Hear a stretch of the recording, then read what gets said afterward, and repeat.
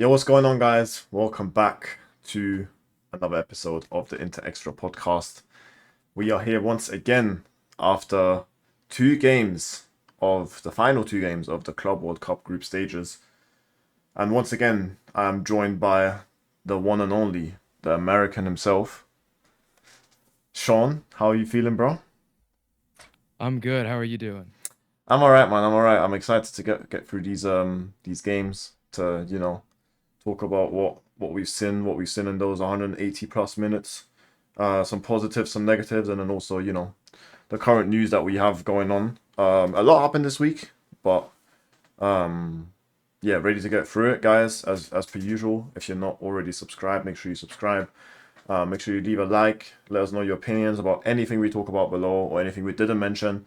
Um, and I forgot to say this last week. If you want to see any special guests on the podcast, let us know. We want to expand. We want to invite some people. I know that people have been screaming for Thomas.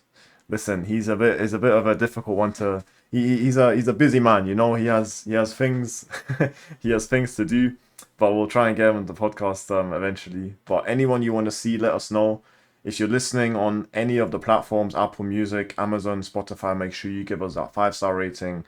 Share with your friends. Do whatever. Any of the other Interisti that you know. And yeah, I think we're ready to get into it. Sean, what Yeah. what what have we got on the list today? Yeah, well, I mean, we're gonna start with the Club World Cup. What everybody's been watching the last week, and the reason why we're gonna be submitting this a little later than normal, we had to we needed to get we wanted to watch both of these games uh before recording. Yep. So yeah, so first, I mean, we'll talk about the Reds. Oh man, They're hard to tongue twister for pronounce. me. Yeah. um that was what, 5 days ago, so it was a good 2-1 comeback. Early goal, we had to fight the whole game against a low block. Um, we had some great individual moments, but, I think everybody struggled and, yeah, yeah, just to the good moments. I mean, Lautaro's goal and Carboni winning the game for us, huge moments, for them. So what'd you think a little bit about that game? Well, it's interesting for me because I was in the middle of the streets of Paris when that game was going on. I was away on holiday. Those of my probably most of the European listeners know about Fête de la Musique in Paris. I was outside, so I was still out at 3 a.m. when the game was going on, and I was seeing the FOTMob notifications and seeing the Carboni dagger. Actually, it wasn't it at night, like 9 p.m. for me, so it was probably like not even that late, or 6 p.m. actually. So whenever it was, I saw the notifications. I was like, Carboni scored the dagger. Like that's when I was like, yeah, I need to go back and watch this. I watched the extended highlights. Saw Lautaro's goal. I saw Carboni's goal. Weak foot too. Very very happy for him. An ACL injury does a lot to you, not just physically but mentally. So the fact that he managed to bounce back from that is more than impressive. I'm very happy. I hope he, gets more chances this tournament. Obviously, depending on how far we go, but he's very much, he deserves this. He deserves this. He deserves to shine on a stage like this. And obviously, Lautaro's goal was world class. We don't need to, we know what he can do. But still, yeah. From what I saw, from the highlights that I saw, very deep block by the Japanese, and then just trying to break that was tough. They got a good goal in the first half, and then yeah, from then onwards it was always going to be tough. But yeah, no, I'm very happy with the win. In terms of getting the 3 points, but in terms of performance, probably not the best from what I heard. Right, that's probably for you to judge. I'll leave that up to you because I'm guessing you watched the full game. Yeah, I did, and, it wasn't good in my opinion, but I think this was a step forward in the right direction for what Kivu is actually trying to do right now with this team. So, we've seen some things that he's said recently and, um, about, not changing too much right now, wanting to Yep. stick with what they know, but get them back to to fight for the team and fight for their performances. And so that's what this was. I mean, it was the first sign of life, I think, since the Champions League final, which everyone seems to be asked about and talked about in these conferences in America right now. They seem to love reminding us about it. Um, but yeah, I mean, I think it was just the low block. So the new guys, Luis Enrique on the right, he didn't have a good game.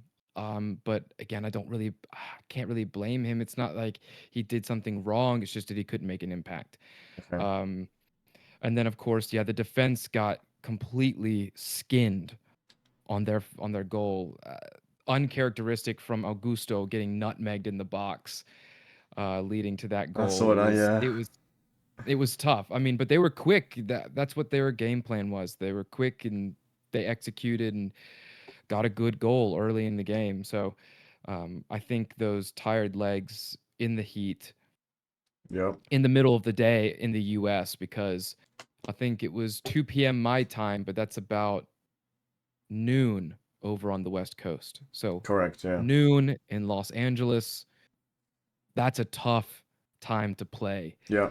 Um, so not not that surprised that they looked sluggish. So I think it was still some tired legs from the season. So yeah, and for the starting lineup, Seba couldn't make too much of an impact, and so we saw PIO come on at the half after 45 minutes. Yeah. And I think other than those two goals that were great moments for both our captain and Carboni, who yeah got applause from the entire team after that match. Um, Kivu had the whole team congratulate him because I think Kivu understands coming back after a lengthy time out, needing that support from your team. Um, he yeah, it was good moments, and PIO I think was the best performer that game. Really Um, yeah. interesting. Um, just I mean he fought and he had good link up play. He was doing good things. It just wasn't coming off for him. It was a lot of crossing into him because he's physically imposing. And so that's what Kivu wanted at that moment because that's all he really thought we could get. I mean, I think they had like 8 guys in a back line at one point. It really was an 8-2 at one point. And we were camped outside their box. It was tough. I saw some of the So, screenshots. Yeah, some of the screenshots looked crazy. mm, yeah, I mean, there's nowhere else for them to go, really. They're trying to defend, and we have only one of our players, outfield players, back near, I think it was Acerbi still back near the midway line. Yeah. Like Yeah. he's the only one out back there. So we had 9 players. Yeah. So I get it. It's just, when teams do that, it's tough. I don't blame them for doing it. So Yeah. Yeah. other than that, yeah, I don't really have much about that game. Just it was good team spirit to win, to Yeah. come back and win. I think I saw we had 82% possession. Is that correct? Yes. Okay. Well, that says everything then, right? That basically sums it up because you knew that they were gonna not do as much offensively because that's obviously not what you know how they're gonna beat Inter. They're gonna beat Inter by maybe getting that one goal that they did get, and then you expect them to just try their best to defend that lead that they somehow managed to get. Fair play on the goal, but yeah. So don't need to say much else about that. We can just start talking about the River Plate game, which I enjoyed a lot more than the Urawa game. I'm gonna get it. I will get it at some We'll point. get there. We'll get there. We'll get there. um, but yeah, River Plate. I mean, the toughest opponent that we've had on paper in this competition. Looking forward to this matchup. I think a lot of people were looking forward to it, and I think it lived up to its hype, honestly. So, um, it was yeah, what did you think before I ramble on? I mean, it was a weird one for me because I was watching it. So kickoff for me was 3 a.m., right? And I was up until like 2:15 doing whatever, and then at 2:15, um, I jumped into bed. I was like, okay, am I gonna stay awake for these 45 minutes to watch? And I saw the lineup. I saw PIO just starting. I was like, yeah, you know what? I'm not going to bed now. Then the first half was kind of just like all over the place, kind of a little bit like um one of those like tough games where you kind of just don't really get any flow in the game. And I'm gonna get into how River Plate played in terms of their approach once you go on to give a little match report. But just in general, I enjoyed the game, but not enough for me to stay awake for the second half. I had to go to sleep. I didn't have to go to sleep, but I woke up this morning and I was like, okay, let me rewatch the second half. Obviously knew the full time result, right? But I couldn't make the second half live because I was just too tired. It wasn't that exciting for me to be like, yeah, I need to see the second half live. Luckily for me with the zone, at least where I'm at, I can rewatch the whole game. So I rewatched the second half in full length. But yeah, I thought first half, like I said, was very much fought for, and then you kind of don't really get a proper flow to the game. Second half, from what I watched this morning, I really liked, man. I really liked. I thought all of the substitutions were spot on. I thought Carboni and Sucic had a great cameo. I thought Mkhitaryan was great. I thought Aslani was great in the second half. I thought ESPOSITO had an amazing game. I thought Lautaro had a good game. A bit unlucky. DeMarco was at first I said he was meh, but then I actually thought like looking back he was okay. Obviously got tired really quickly. Yeah, I think a lot of positives to take from this game, especially considering how River Plate attacked the game, how River Plate wanted to, you know, get into our heads. Let's say it like that for now. Let's just say it like that. I'll get into the details. But I think this is a performance to be proud of. I think this is a performance to build upon, and a lot of positives to take away. Yeah, Yeah, I mean, this is a team that has European quality players as well. I mean, that entire back line is former European club, top correct. club Yeah, players correct. on it, you know? Um, and then, of course, we all know the name Masantuono. Yeah, So, and he's on his way to a big club soon. So I don't know if it's Man City or Real Madrid. It looks like Real Madrid, yeah. but you know, this is a good team, a good team. And yeah, they played like Argentines. Uh, so They really did, man. They really did.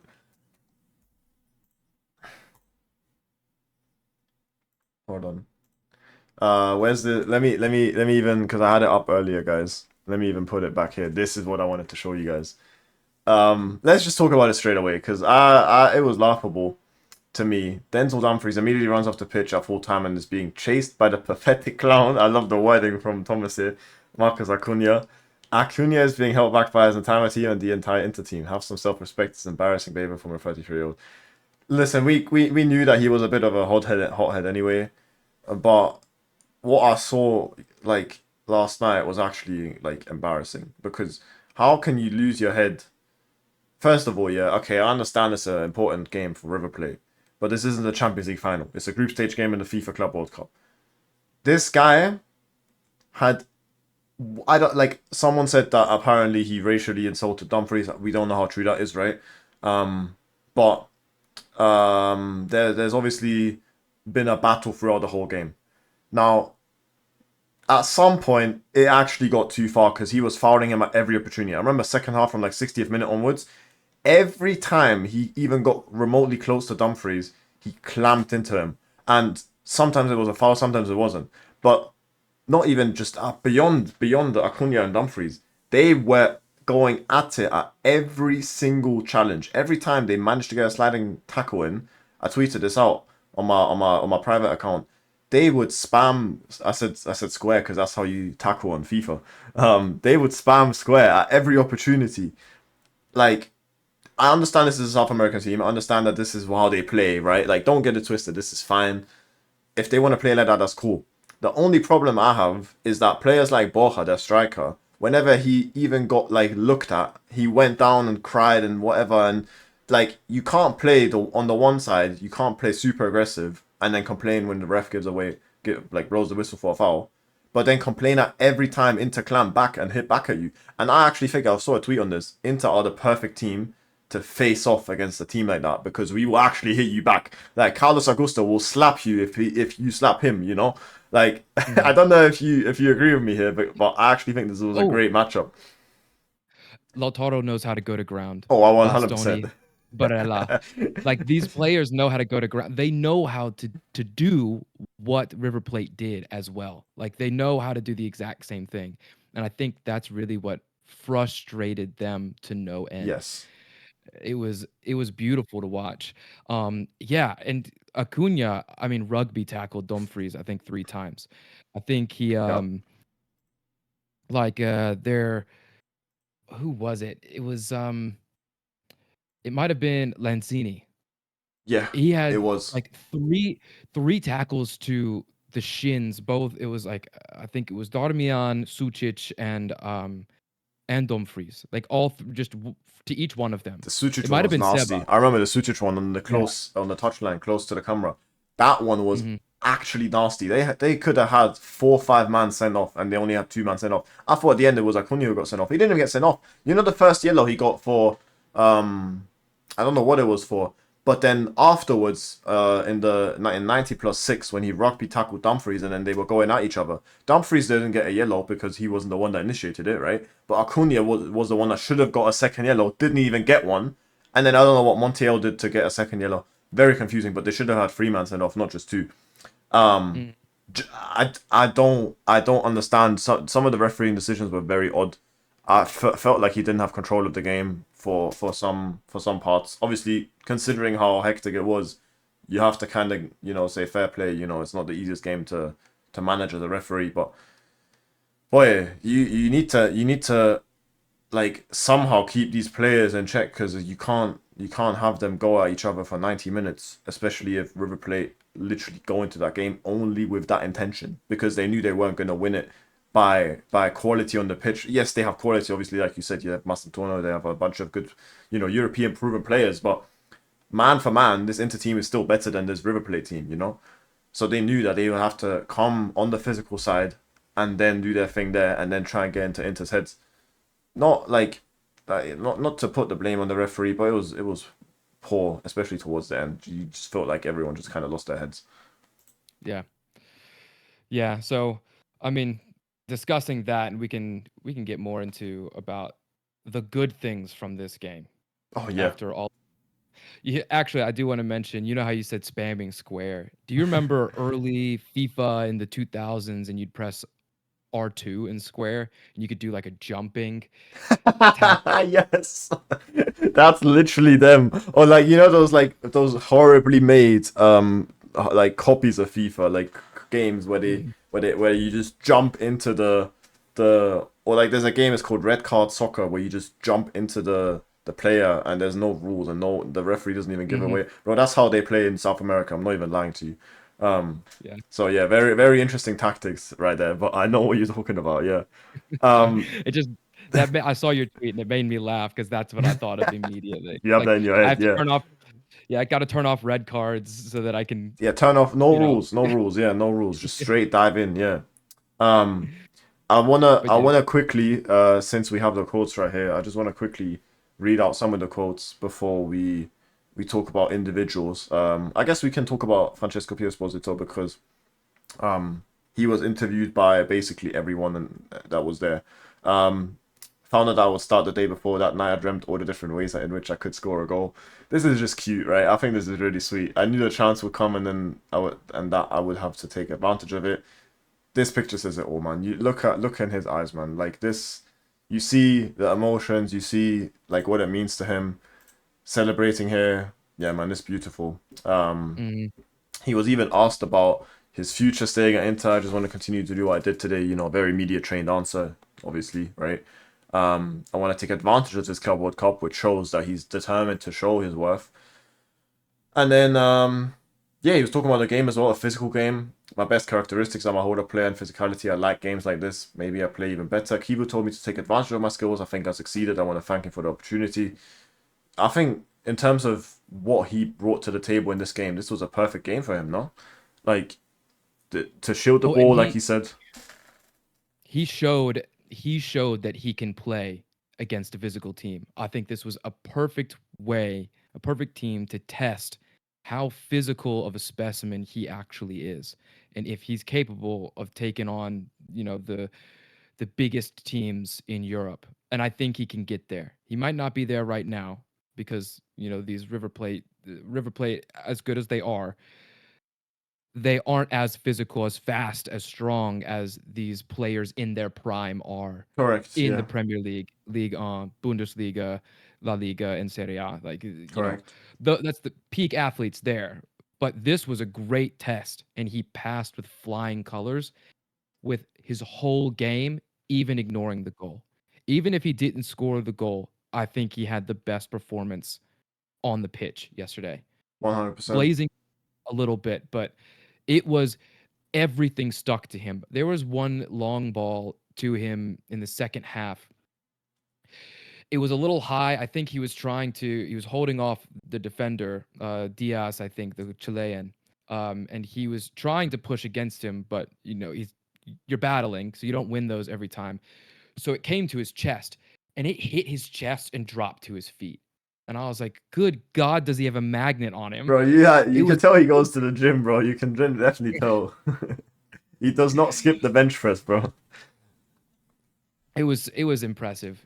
His entire game was impressive, and uh, yeah, he could find players. He holding up the ball and passing backwards or getting to the wing backs. Like he was able to find people everywhere, and I'm liking what Kivu's doing with Lautaro as well, getting him off the back line and letting him do what he used to do at um, what was his club in Argentina? My Racing? mind's going blank. Yes. Racing, yeah. Um, I mean, he's a 10. He's a 9.5. That's where he likes to be. And so with Pio as your classic 9, I think that made Lautaro look even better as well.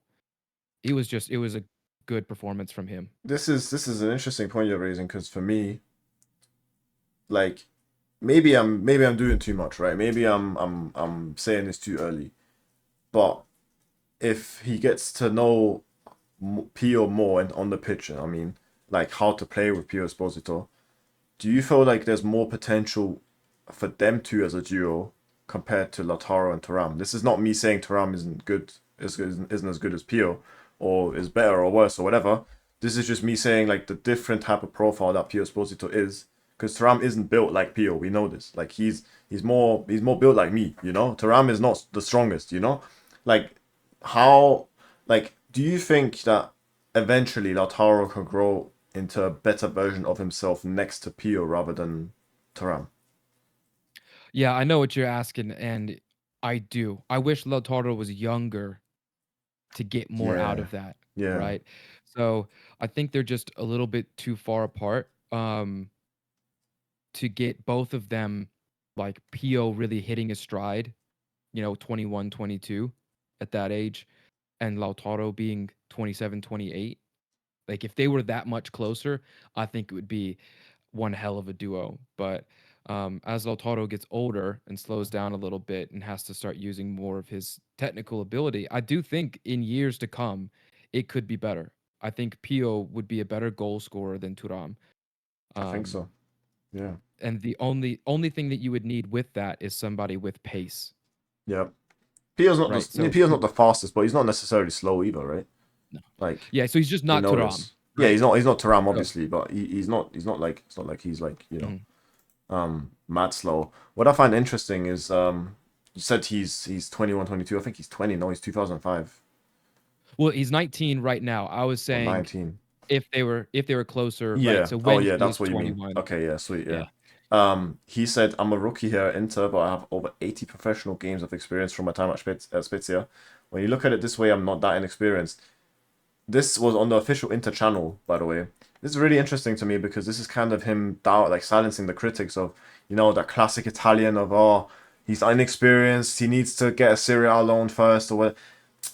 Shut up, like respectfully, like this is No, that more than enough proof not just this game, but his 2 seasons in Serie B are more than enough proof that he has the minerals for this club. You don't need to go force a player into Serie A alone before they're ready for Inter. I don't see why we still hold on to these like traditional almost like methods of building up or bringing a player closer to a team like Inter or to a first 11 of a team like Inter. This is him saying I'm ready, and I think he knows that he is because he knows he's confident in his qualities, and I like seeing that. Yeah, I think it was a big F you to everyone that says that. You know, everyone that says Yeah. you've gotta play in Serie A first to prove yourself. He was like, "Maybe, but I've played 80 games now as a professional, and not against, you know, Serie C sides, all due respect to them and or Primavera games, like 80 senior matches against teams that play in the Serie A, you know, the yo-yo clubs. They Hmm. come down, I've played against them, I've scored against them. I've played senior games. I think I'm ready. And yeah, I would agree with him. I really loved that quote. It's really funny to me for him to say that. It was beautiful. Yeah, we have some more before we finish wrapping up the game. Petar Sucic said, "Mission accomplished. I'm happy. I always give everything on the pitch, and in training, I saw that PIO had room in the box. I gave him the ball, and he's so good at scoring goals. Love to see him put the light on PIO as well." And then the coach himself said after Carboni the other day today, we gave PIO his applause. It's his birthday in a few days, so he's turning 20. He'll have to buy the team dinner. I'm happy for him. He played a great game that wasn't easy from a mental and physical standpoint. He did well. I think he rates him, which is good to see. I think that's a really that's like a big positive. I never turn anybody away. I always look to see what I have available to me and to find a solution. We think about players' futures and after this tournament. Right now, we have to think about doing well here. Or again, like kind of taking a step back on the previous quote that I just read. Media training a little bit coming into play a little bit here, kind of playing it slow, like oh yeah, great game, but let's see after the Club World Cup. I don't. He obviously doesn't want to give any confirmations away or nothing. Um, but he obviously rates Pio, and people have been saying yeah he's there like Seba and Pio they're only playing because Taremi's unavailable, Thuram is injured, and Correa and Arnautovic have both left the club. Yes, but would they still play even if all of those guys were here? Maybe we don't know. Again, we don't know. This is kind of like, and if you asked him, he probably would say, yeah, of course, they get their chances, but we don't really know what that would actually look like if a Turam was available, if a Taremi was available. Probably not. Like I'm gonna be honest, probably not, especially because he says he'll stick to um the principles of this season still. But it's still good to see him rate those younger players. And then just quickly, next up we have Fluminense. We have Thiago Silva on the cover right here from BR Football. Who I don't remember who they had in their group, but yeah, that's our next opponent. But yeah, Yeah. Yeah, it was good. And just one more thing about the River Plate game. Sucic, his appearance was oh, incredible. absolutely mind blowing, man. Unbelievable. Um, everyone did well. Mkhitaryan, as much as I don't like him, not because he doesn't do anything, but because of his age and his final third contributions, but he was everywhere yesterday. I mean, So good. absolutely He's everywhere. so good. Yeah. But Sucic came on and some of just taking on players, carrying the ball, the passes. It was so good. So, yeah, another good younger player that's taking advantage of his opportunities. So, but yeah, Fluminense next Fluminense. as Fluminense as the Portuguese pronunciation would probably be.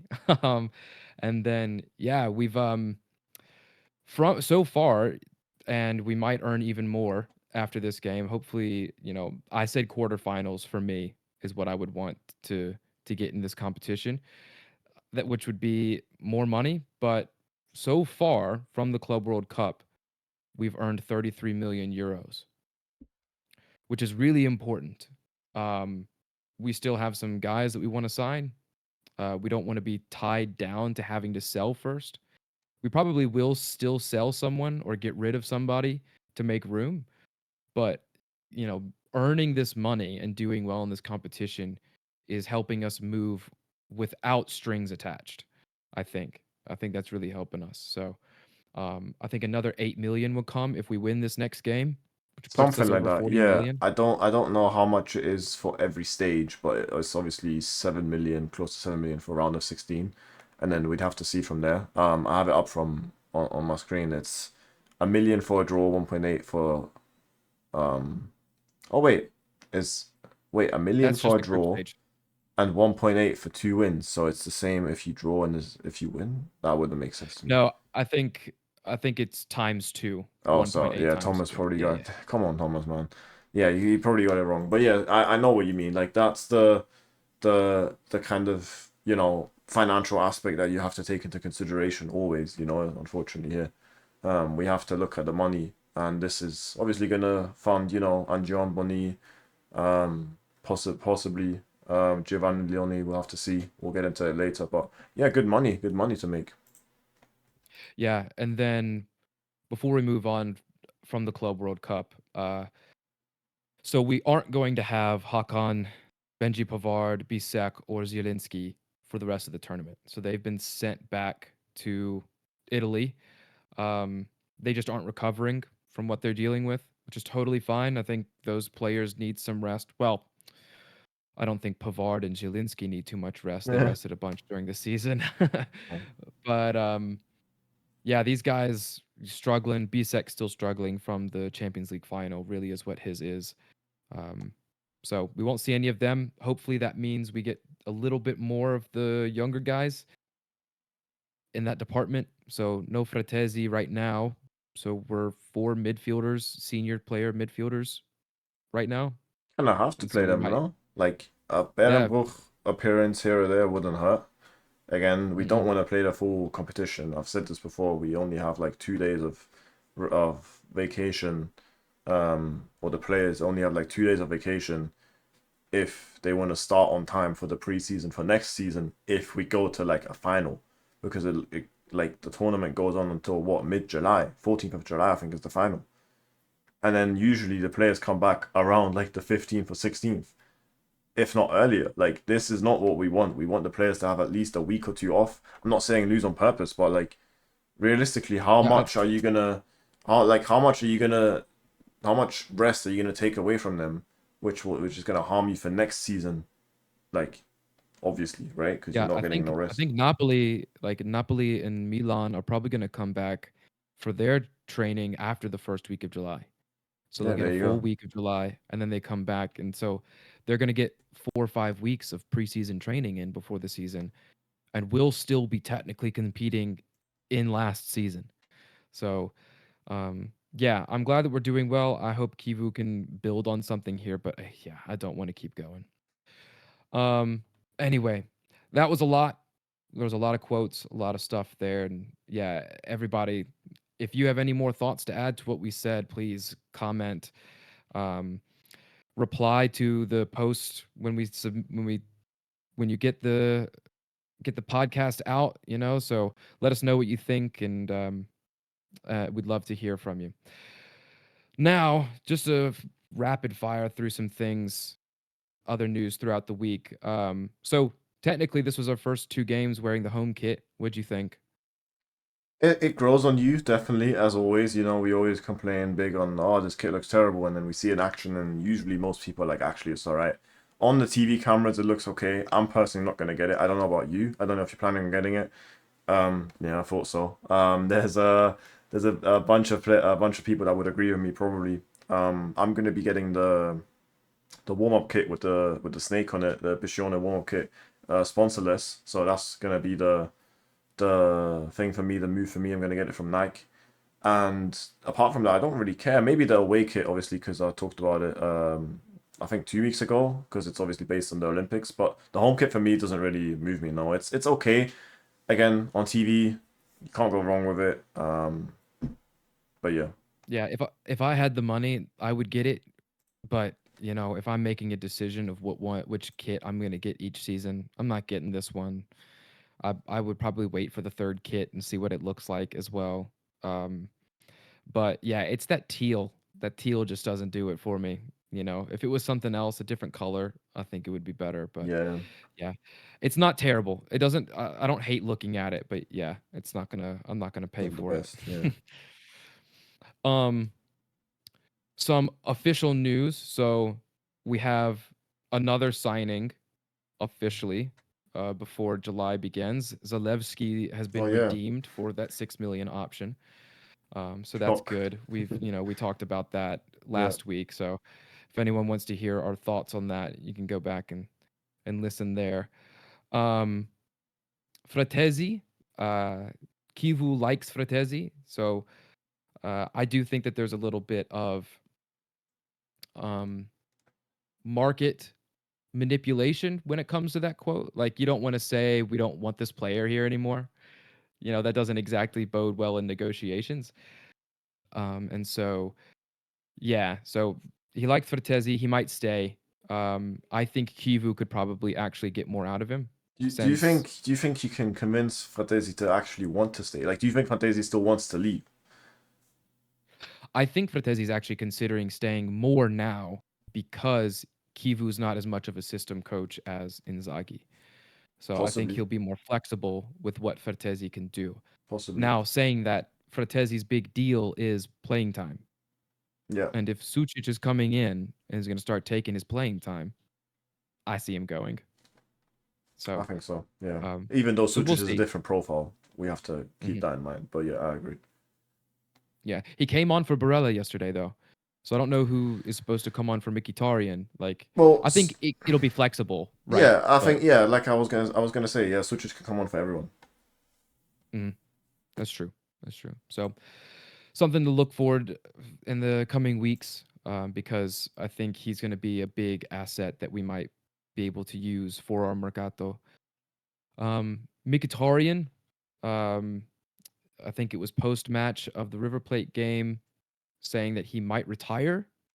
Uh, he mentions that he's going to stay for this next season. He wants to stay. Um, and if Inter don't kick him out, he's going to stay for the whole year. And then he would probably retire after that if Inter want him to go. And that he would retire at Inter because he doesn't want to lower the level that he plays in. That Correct. he I have the quote up appreciates. right here. Just sorry Yeah, to interrupt you. This is no, you're good. from past after the River Plate. You were correct. Speaking to Republica, where he said, "I don't want to retire and regret doing it too soon, but after Inter, I think I'll stop. I don't want to lower my level. I won't go back to play in Armenia and destinations like Saudi Arabia don't interest me. I salute you, Henrik. I salute you. Big respect for that. He plays for the love of the game. Just plays because he obviously just loves like running around the pitch for 90 minutes, as he always does. Sometimes better, sometimes not so good. But recently, again, River Plate, great game. And yeah, I really respect this because obviously he's committed to Inter. He clearly found a new home here since he came in 2022. Yeah, very you know, respectable quote here. And Yeah, a sounds true like to me he'll professional. retire next season. But that's just Yeah, my guess. yeah. Kivu loves him, which Oh. I I get it. Like I know what they're seeing. I know what they're watching. You know, you want a professional like that Yeah. that's ready to go every game. But for Christ's sake, Kivu, can you please just tell him to never enter the 18-yard box? Just like There was a I quote. can't. There was a quote after the River Plate game where Kiva was asked about PIO ESPOSITO and Carboni, and then he somehow made it about Mkhitaryan. Did you see that? I need to go and Yeah, find it. I need to go and find it now because it was actually hilarious. Like, I think it might have been the Urawa game. was it? Hold on, I need to go find it Yeah, now. But yeah, you can continue in the meantime. yeah. So he's he's right. I love that. You know, I know he can go to Saudi Arabia and make money, or he can go back home to Armenia. So I respect wanting to retire here. I mean, that's what big players with big careers do, and that's what he's had. He's had a huge career. He's been a great player for a long time. Absolutely, yeah. Yeah. So, um, just I'll keep talking about some of the guys that we have coming back. or staying here at Inter first while you keep looking for that if you haven't gotten it yet. No, don't worry about it. I can't So find it. Don't worry about okay. it. So Akinsan Miro is coming back. Sampdoria did not uh, redeem that option. Correct. So we're gonna see him come back, and which is good. I know that going from Sampdoria to the U23 team would be a step down technically for him, but he has a lot of quality, and I would like for him to play for the U23 team and actually help them possibly make a push for like the promotion playoffs. I think so, yeah. I think, well, I don't know if you remember this just now because you talked about Sampdoria like being, well, or the under 23 team being a step down. Sampdoria obviously got relegated, right? So is it really a step down? And that's Well, obviously also, sorry, let me just say that they were obviously not going to exercise any buy options because no one was going to play in the third tier for them, right? yeah, yeah. So they were relegated on the pitch, I think, is what Are it they was, not? Are they and not? then Am I missing something? so you've missed some news there. So then Oh, I think Brescia being having financial troubles and being sent down filled that spot of an automatic relegation.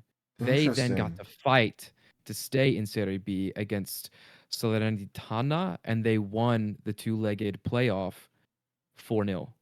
It technically isn't Interesting. done yet, I don't think, because the game was suspended with like 13 minutes left.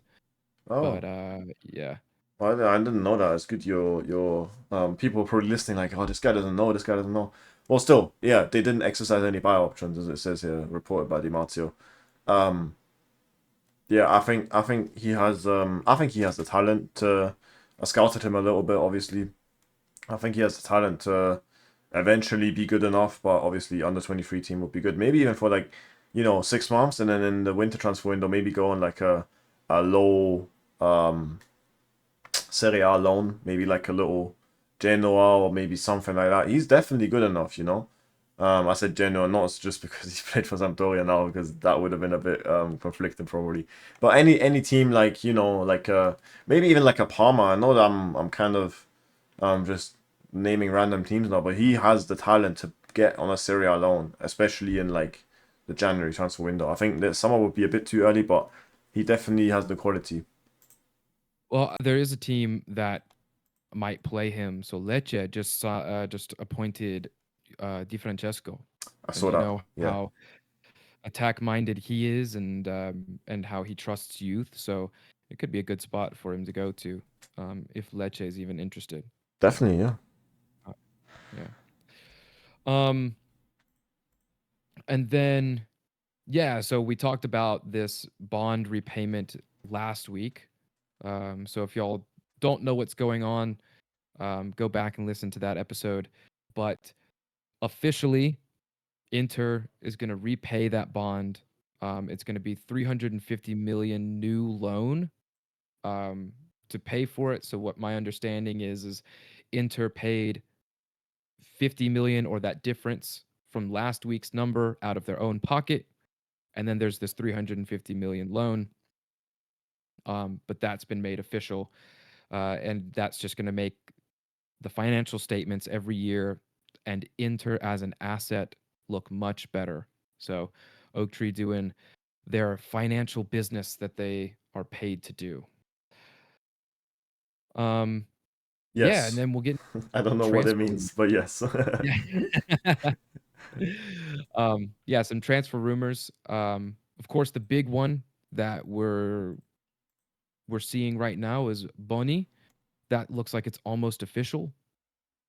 So 22 plus bonuses to 24 or 24 outright, whatever it is, that's looking like the number. Um, Yeah, 24 plus bonuses. Fabrizio says. 24 plus bonuses. Okay. So yeah, that's I think it's a little high for what he what his output was last year, but you see the profile that they're going for. Um, Yeah, baby Tikus, as we call him. Baby Tikus. But I think 24 million is slightly too high. I would have paid like maybe somewhere between 15 to 20. Again, that's just me. I know the price is I high would have. because there's a player there, right? Not because he only scored 6 goals. But and obviously we had this conversation last week when I compared him to Sebastiano Esposito, right? Who I still think should deserve a chance to stay. I'm not letting that go. But this is definitely a high number for a player that, on paper doesn't have that much to show. But obviously if you actually watch him, which is the important part, he has a lot to offer. I just feel like it's going to be important to shape him into the player that Inter want him to be, and that they see the potential. Like, can they actually turn him into that um perfect backup for Taram? That's the question. Yeah, yeah. And you mentioned Sebastiano. He was gonna go to Fiorentina, but they redeemed Goodmanson, so his value was about 12 million. So Yeah, there you go. that you know, 10, 10 goals in all competitions and 12 million. Yeah, 15 to 20 million for Bonny would have been, I think, the right price. I would have done 20 plus bonuses because I know that there's a more of a player there, I think, is what they see. So Yeah, I get it. But you got to pay for youth because they can give you money back at some yeah, point. yeah. He's 21. Yeah, But with that, another big rumor that we have is the Leoni rumors, the Lion. Um, so there's some conflicting reports on what might happen. Inter is still pushing quite hard to sign him. Um, Gazzetta today mentioned that Inter has 30 million budget to sign a defender. That's what it's going to take to get Leone. There is also Leone's side, where I think his agents and his team have mentioned that he wants to stay at Parma so that he can prove himself for the Italy national team for the World Cup next year. which is smart. No, it is smart, and I don't think that he would be able to get um, as much playing time at Inter that he would at Parma. So he's not seeing that wrong, but Inter's still pushing. I think they really, really want him, and I think he would get a lot of playing time here, especially if Acerbi goes to and Leone is the Acerbi replacement. Uh, I see him playing a ton, and Kivu already trusts him, knows him. I don't think that it'll harm his chances of getting to the World Cup. I think it actually might help him playing Yeah, for Inter instead. yeah. Yeah. What do you I, think? I Do you think think it'll happen? no, I don't. I don't think Inter are ready to spend 30 million on someone that had 4 good months. Don't get me wrong, like he's a great talent, and we obviously followed him when he was at Sampdoria when he was 16, 17. But it's a hefty sum to pay. There's other profiles out there. We obviously talked about the Berkemars and Solers and whatever. That are obviously gonna be hard to get, but are probably around that similar price range. I know Bologna recently upped their price tag for Berkemar, but Soler is still available. And there's a bunch of options that yes, they might be a bit older, but they have, you know, like there's proof that we know that they're gonna be great central centre backs.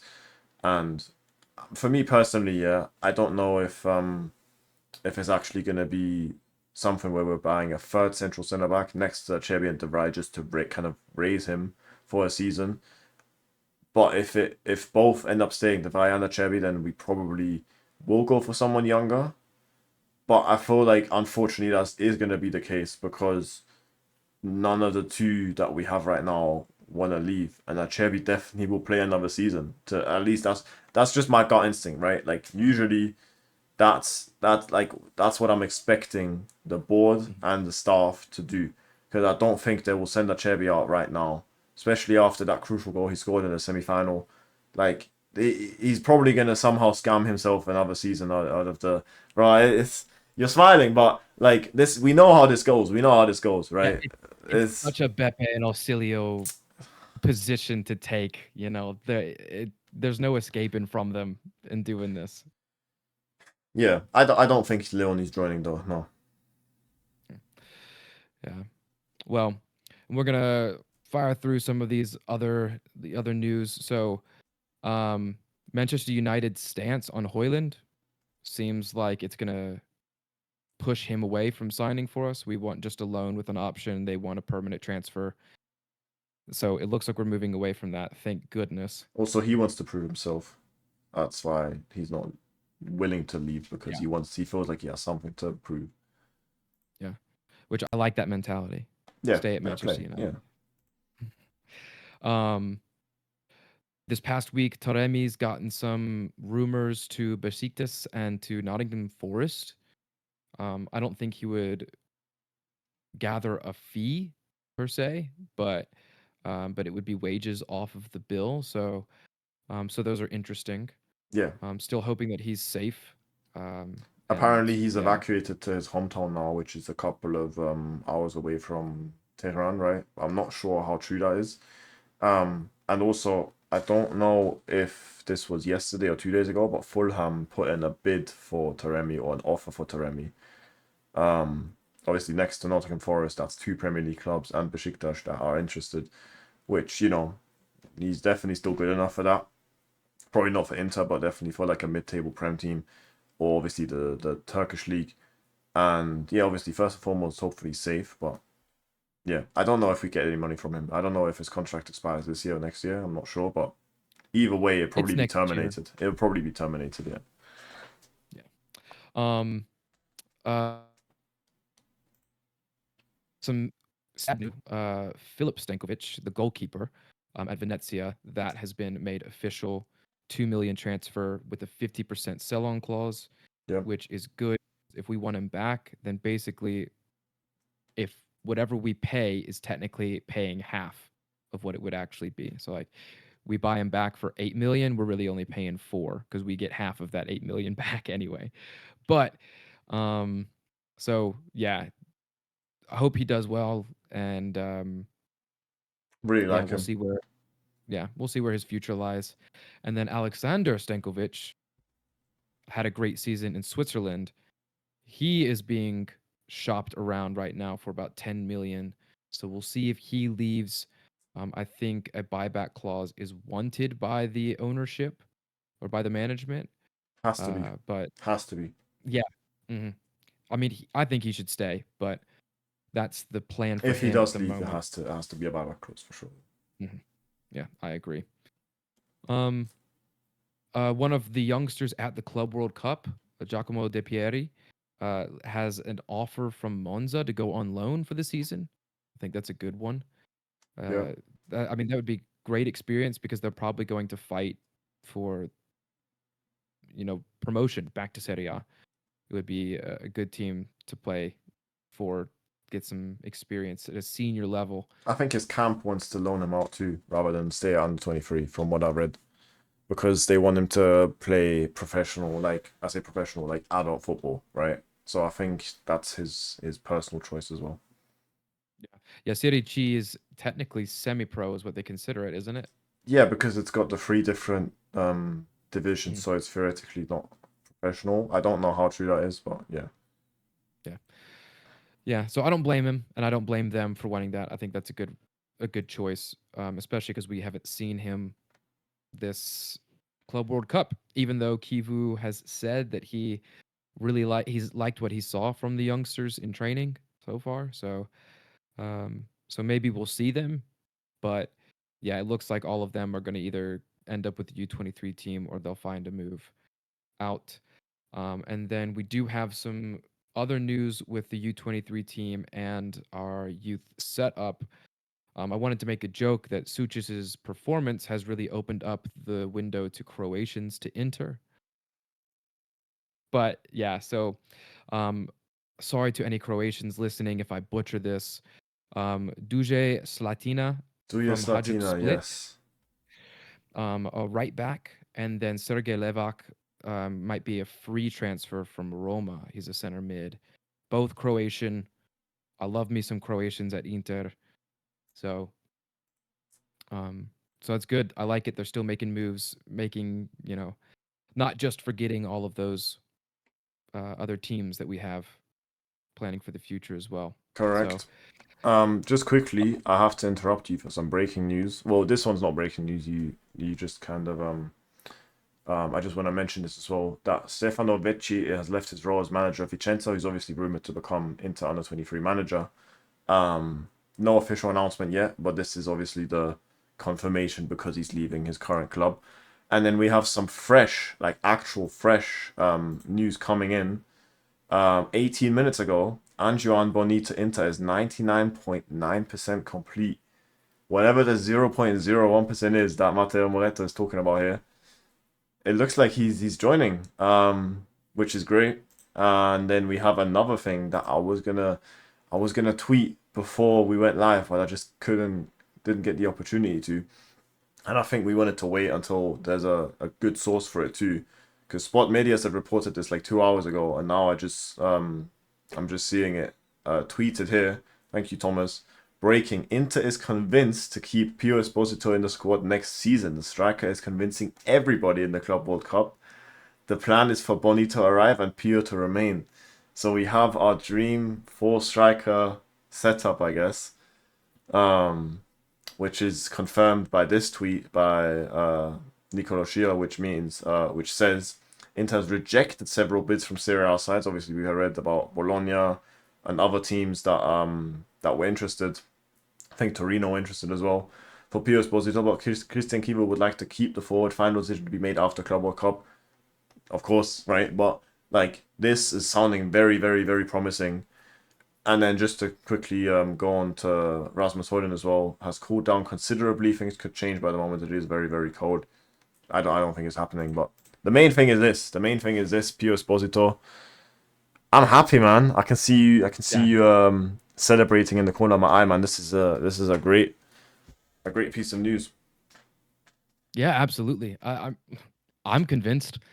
I think he can help this team, and he's the profile that I wanted at Inter. So I mentioned that if we're getting Boni, that we could sell to Ram and get Retegi, which is that fox in the box, number 9, traditional 9.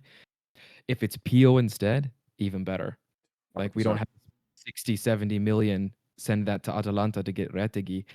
We've got it in-house. And We I think it's have going to we be have good. Retegi at home. We have Retegi at home. Mhm. Yeah. So that's awesome. Yeah, and thanks for the Vecchi news. I forgot about that. I did. Just to wrap up before we finish up, so international break stuff. So Buchanan is still playing with Canada. Um, they just won their last game. Let me check, make sure. I do believe he scored in that game. He did. Uh, yeah. So he's still doing his thing. And the Italian national team or the U21 team, their Euro campaign has ended. So um, Giovanni Fabian, uh, Bologna player, but Inter has a buyback clause until be mid beginning of July. Yes. Um, so yeah, so his campaign with the U21 team has ended.